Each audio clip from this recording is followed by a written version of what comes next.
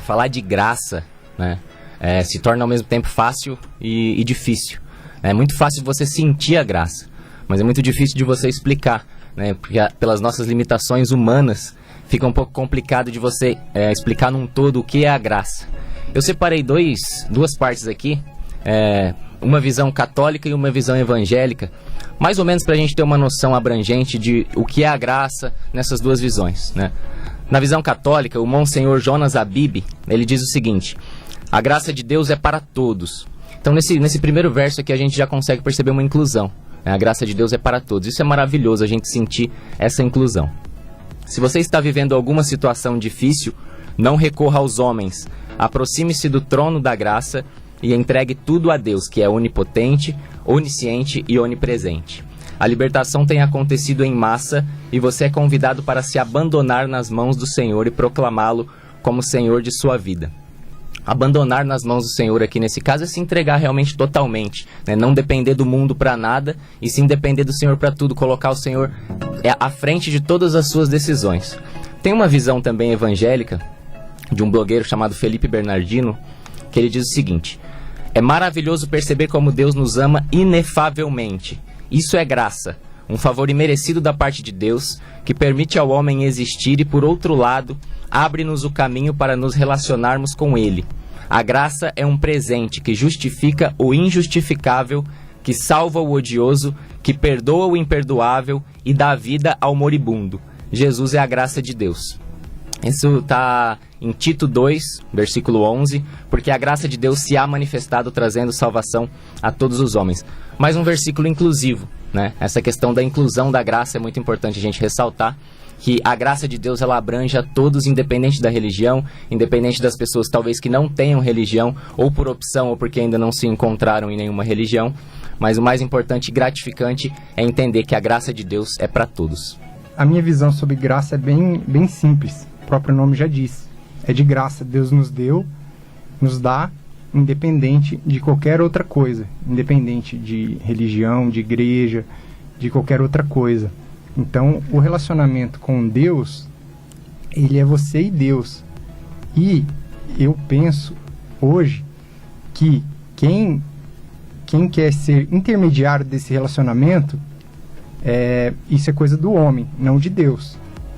Então, eu acredito que as pessoas começam a colocar barreiras para intermediar Deus, mas não acredito que esse é o verdadeiro relacionamento, porque muitas pessoas se sentem culpadas, se sentem pesadas de, às vezes, eu estou fazendo uma coisa que não agrada a Deus, tal, e tem que procurar alguém. Não, o relacionamento é você e Deus, é graça, é de graça, Ele te deu.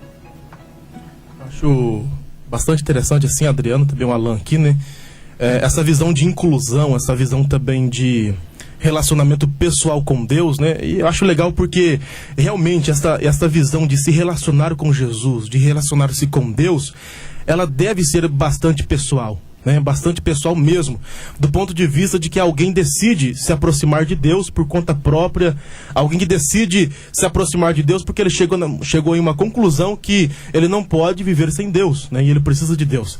Agora, essa questão da exclusão, né? Ou talvez de uma inclusão onde alguém tenta intermediar esse contato seu com Deus, onde nós temos visto aí muitos lugares que tentam limitar a forma da pessoa enxergar Deus ou ver Deus, né?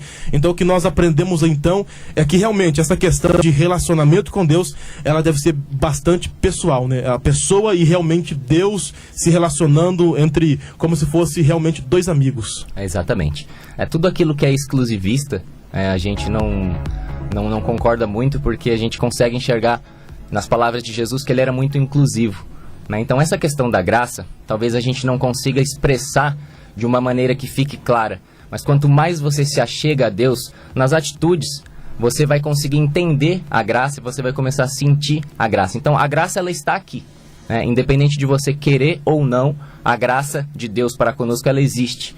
Quanto mais você se aproxima de Deus, mais você consegue sentir essa graça e aí cada vez mais se sentir melhor, ter uma vida mais tranquila, ter uma vida de paz interior, que é aquilo que eu tenho certeza que todo mundo almeja. O relacionamento com Deus, ele não é baseado em troca. Deus não negocia. Se você faz isso, Deus te dá aquilo. Não. O amor de Deus é para todos e é igualmente a todos. Por mais que você tente agradar a Deus ou desagradar, o amor dele será o mesmo para você ou para a pessoa que de repente tem algum vício ou qualquer outra pessoa que no mundo de hoje tem gente que esse é de Deus, esse não é. É a exclusão. Exatamente. E de um ano e meio para cá, eu mudei totalmente minha forma de pensar, né? Abri realmente os horizontes para essa inclusão. Que não tem essa de, porque eu faço isso, eu estou salvo e eu estou garantido. Não. Eu acredito que se vai ter uma prestação de conta lá no final, mas não tem essa, já estou salvo ou vou para o inferno. Não. Deus ama a todos igualmente. Essa questão aí também, Adriano, né, onde as pessoas confiam em si mesmo, né, em relação à salvação, e daí, igual você disse, algumas pessoas dizem o seguinte: não, eu já sou salvo, e o fato de alguém se considerar salvo, talvez esse não seja o grande problema, mas o problema talvez esteja, ele se considera salvo e automaticamente ele considera outras pessoas não salvas, né? Aí ele parte do ponto de vista já exclusivista, individualista, de classificação através da religião. E eu sempre conto aqui uma historinha, né, que Jesus, ele encontrou um grupo de pessoas, Alan e o Adriano, que ele percebeu que essas pessoas confiavam muito nelas mesmas, né? E Jesus então conta a história do seguinte: duas pessoas saem de casa, vão para o templo, vão para a igreja, e um era fariseu, o outro é publicano, né? Vocês conhecem a história. E o texto diz, Jesus contando, que o fariseu, que se achava santo, que era um bom religioso, né? Ele entra dentro da igreja, dentro do templo, e lá dentro ele começa a fazer uma oração mais ou menos assim: Senhor, eu te agradeço porque não sou pecador, porque eu dou o dízimo de tudo quanto tenho, eu jejuo 2 vezes por semana, né? Eu frequento a minha igreja, eu frequento a minha religião, eu sou um bom religioso. E daí ele bate a mão no peito e ele diz: e não sou como aquele pecador, né, que ficou lá fora, que no caso nem teve coragem de entrar dentro do templo. E lá fora aquele homem que saiu de casa também, pegou o mesmo caminho que esse homem religioso, só que ele não entrou na igreja. Olha que interessante, ele não entra no templo, ele não entra na igreja, e lá pro lado de fora ele orava dizendo: Senhor, tem misericórdia de mim, porque eu preciso de ti. E o texto diz que Jesus, Jesus disse o seguinte: esse sim voltou perdoado e justificado para sua casa. Então, quantas pessoas que hoje, né, não se aproximam de Deus através de um sistema apenas, mas o coração dela não está lá dentro, né? Estamos de corpos presentes dentro das igrejas, dos templos, e talvez enganando a nós mesmos, sendo que o nosso coração está ausente, né? De certa forma, estamos criando meio que escadas, né, Alan, para chegar até a Deus, como esse homem entrou dentro do templo, criou uma escada para chegar a Deus, e Deus diz: espera aí, não é por aí. Eu vou me aproximar daquele cara lá que nem entrou aqui dentro e ficou lá fora, mas o coração dele estava bem perto de Deus. O triste é saber, né, nessa história, que mais de 2000 anos depois, tem gente fazendo a oração do fariseu ainda. Né? E muita gente. Tem muita gente dentro das igrejas que se acham melhor do que as pessoas que estão fora, simplesmente porque elas são frequentadoras de igreja. E eu não vejo assim. Eu vejo que Deus, ele não faz acepção de pessoas, você indo ou não na igreja, você sendo católico, você sendo evangélico, você não tendo religião, você sendo espírita. Isso não muda. O caminho que a gente tenta construir para Deus, ele é inútil. Porque, aproveitando o gancho das escadas, tem aquela historinha que o homem, ele tenta construir milhares de escadas para Deus, mas a única escada que realmente vale a pena é aquela que Deus constrói para a gente. Então, o caminho é dele para nós, não é da gente para ele. Então a gente tem que ter cuidado com essas coisas. Nós podemos ter acesso ao Senhor, mas graças a esse acesso dado por Jesus Cristo. Realmente, também um texto, né, de Tito, que nós lemos aqui, o Alan leu para nós aqui o texto de Tito 2:11, se eu não me engano, diz que a graça de Deus se houve manifestada, trazendo salvação a todos os homens, né? Então, realmente, nós encontramos hoje, nos dias de hoje, pessoas fazendo a oração como a oração do fariseu, né? Aquela oração se exaltando e confiando nele mesmo. Como também aquele jovem rico, né, que se aproximou de Jesus, perguntou o que eu devo fazer para ser salvo. Jesus disse: vai e vende. Jesus disse: cumpre toda a lei, né, todos os mandamentos. E o jovem, apoiado na sua religião, ele disse: eu cumpro tudo isso desde criança, né? Frequenta a religião bem certinho. E Jesus disse: faltou uma coisa para você. Vende tudo que tem e doa aos pobres, né? Faltou para ele o quê? O amor, o cuidado ao próximo, né? Então, talvez desse ponto de vista, o Alan, o Adriano também, eu entendo que essa visão que as pessoas têm sobre Deus, sobre a graça, elas nos limitam, né? E realmente elas nos colocam dentro de 4 paredes e faz com que a nossa visão seja somente aquela visão. E sendo que Deus quer se revelar para nós de uma forma tão linda, né? Nas formas mais simples da vida, nos gestos mais simples, né? Quando nós nos reunimos com alguém para comer alguma coisa, para ir a algum lugar, nesses momentos nós temos que perceber a essência de Deus que está em todos os lugares e não somente dentro de um lugar específico, né, onde as pessoas estão reunidas, mas simplesmente, por exemplo, as pessoas que estão conosco nos assistindo, que estão acompanhando, Deus está aí, perto delas, e às vezes elas não estão percebendo, né, Adriano? E olha que irônico, Rodrigo, Alan, Jesus veio para incluir os excluídos, ou seja, para unir, né?